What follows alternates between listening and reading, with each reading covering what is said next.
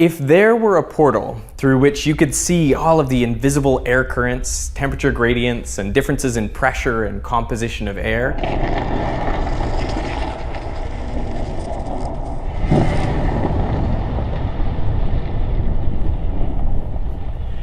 then this is what it would look like to strike a match.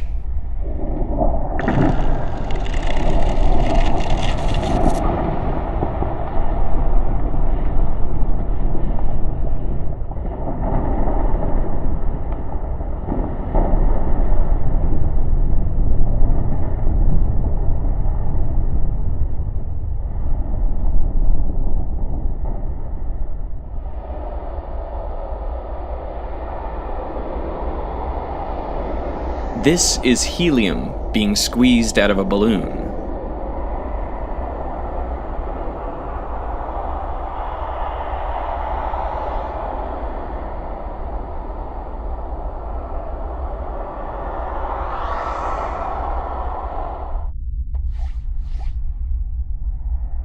You could see the warm air rising off your hands.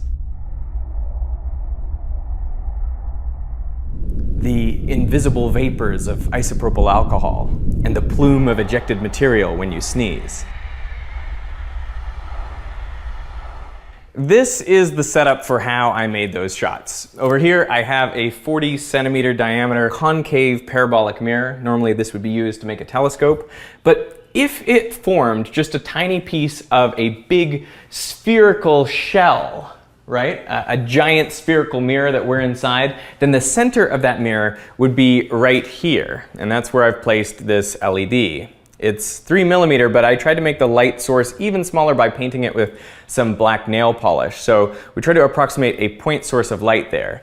Now that light spreads out in all directions and it bounces off the mirror and reflects back almost to exactly the point where the light is. You can see that the light converges to a point right there. Now I've offset the light just a little bit so that this light will pass straight through and into the lens of my camera. So right here, I position this razor blade so it cuts off about half the light passing through. This setup allows you to see tiny variations in what is in front of the mirror. For example, when you have hot gases coming off of a candle, well, you can see that because as the reflected light from the LED passes through this column of hot air, it changes directions ever so slightly. That is, it refracts. And the reason for that is because the refractive index of hot air is different from the refractive index of the cooler air around it. Now, refractive index is a measure of how fast light travels through a medium relative to its speed in a vacuum. So for air, the value is pretty close to 1, but hotter air actually has a lower index of refraction. In this case, the difference in refractive index is incredibly tiny, and so we don't notice the deflection of the light. But with this setup, it actually makes a difference because some of the light that would have passed over this razor blade instead gets deflected down and gets blocked, and that forms a darker spot on the image. Similarly, some light that would have hit the razor blade is instead deflected over it, creating a brighter spot on the image. And that is how this works. So you can see the heat rising off your head, and you can see your breath. And you can see the cold air poured out of a cup of ice. But temperature is not the only thing that affects the refractive index. Different materials, different substances, they have different refractive indices. For example, the butane in a lighter, obviously we can't see that it's coming out right now, but the camera can, even before the lighter is lit.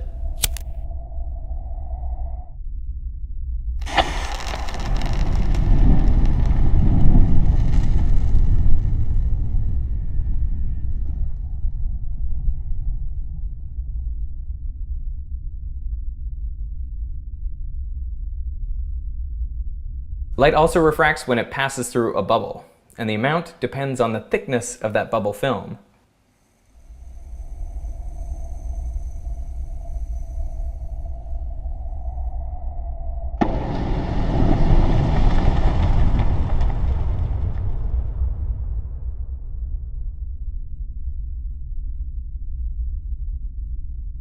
This technique is known as Schlieren, based on the German word Schlier, which means streak. And it was first observed in 1665 by Robert Hooke, who was using 2 candles and some lenses. Then in the 19th century, they used this method to try to find defects in the glass used to make lenses.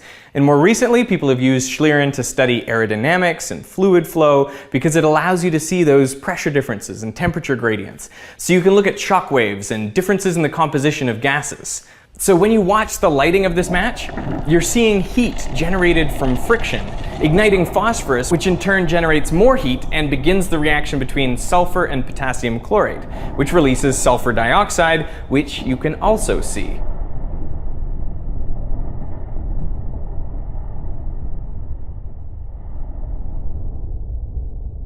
And you can see my breath as I blow out the flame.